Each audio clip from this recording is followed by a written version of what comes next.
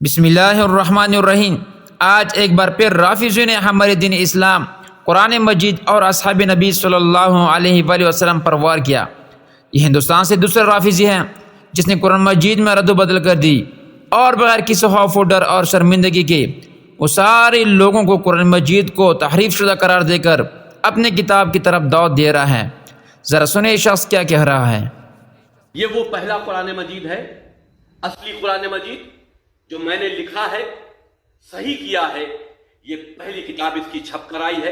اس کو ہم مسلم فضل لا بورڈ کے ادھیش کو بھیج رہے ہیں کہ اس کو پڑھے اور اس کا ادھین کرے کہ ان میں سے جو ہم نے 26 آیتوں کو نکالا ہے اس سے اس میں کیا فرق پڑ گیا، اور جو ہم نے اس کے سورے ٹھیک کیے ہیں جو پہلے قرآن مجید میں کرم وائز صحیح نہیں تھے، جن کو پہلے خلیفہ ابو بکر، دوسرے خلیفہ عمر اور تیسرے خلیفہ عثمان نے اللہ کی آیتوں کو کلیکٹ کر کے کتابی شکل میں بنایا تھا تاکہ وہ دوسرے غیر مسلمانوں ملک پر حملہ کر سکے، وہاں قتل و عام کر سکے، ان کی عبادت گاہوں کو توڑ سکے اور وہاں لوٹ کر سکے، اور بعد میں یہ کہہ سکے کہ یہ تو ہمارے قرآن مجید میں لکھا تھا۔ ہم نے ان 26 آیتوں کو اس طرح سے اس میں سے نکال دیا ہے۔ یہ شخص کتنی بغیرتی کے ساتھ صحابہ کرام رضی اللہ تعالیٰ عنہ اجمعین پر الزام لگا کر کہتے ہیں کہ انہوں نے جہاد کی آیتوں کو اس لیے شامل کیا تھا تاکہ وہ کفار کی قتل و غارت کر کے لوٹ مار کر سکے۔ نعوذ باللہ من ذالک۔ اس شخص کی بکواس سے چند باتیں واضح ہوتی ہیں۔ پہلی بات یہ کہ اس نے ابو بکر صدیق، حضرت عمر اور حضرت عثمان غنی رضی اللہ تعالیٰ عنہ اجمعین کو قرآن مجید کے محرف قرار دیے ہیں۔ جو قرآن مجید میں تحریف کرتے ہیں جیسا کہ اس نے کیا ہے، بلا شبہ وہ مسلمان کہاں رہ سکتا ہے؟ تو اس نے انڈائریکٹلی حضرت ابو بکر صدیق اور حضرت عمر فاروق اور حضرت عثمان غنی رضی اللہ تعالیٰ عنہم کی تکفیر کا ذکر کیا ہے۔ دوسری بات یہ ہے کہ یہ شخص آیت قرآن کا منکر ہے، کیونکہ اللہ تعالیٰ نے خود قرآن مجید میں ارشاد فرماتا ہے جس کا مفہوم ہے کہ قرآن مجید کو ہم نے نازل فرمایا ہے اور ہم ہی اس کی حفاظت کرنے والے ہیں۔ یہ قرآن مجید کا معجزہ ہے کہ تا قیامت اسی طرح باقی رہے گا جس طرح آپ صلی اللہ علیہ وسلم پر نازل ہوتا۔ ذرا آگے سنیں کیا کہتے ہیں۔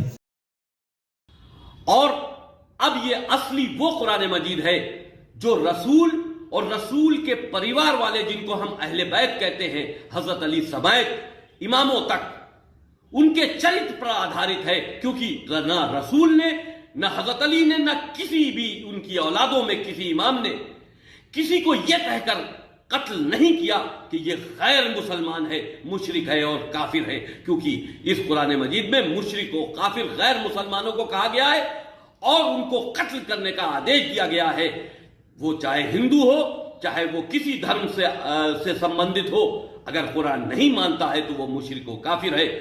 اس لیے آتنکواد بڑھ رہا ہے۔ اس قرآن کو اگر صحیح طریقے سے نہیں پڑھا گیا تو یہ آتنکواد کبھی نہیں رک سکتا، کیونکہ مسلمان قرآن پڑھ کے آتنکوادی ہوتا چلا جا رہا ہے۔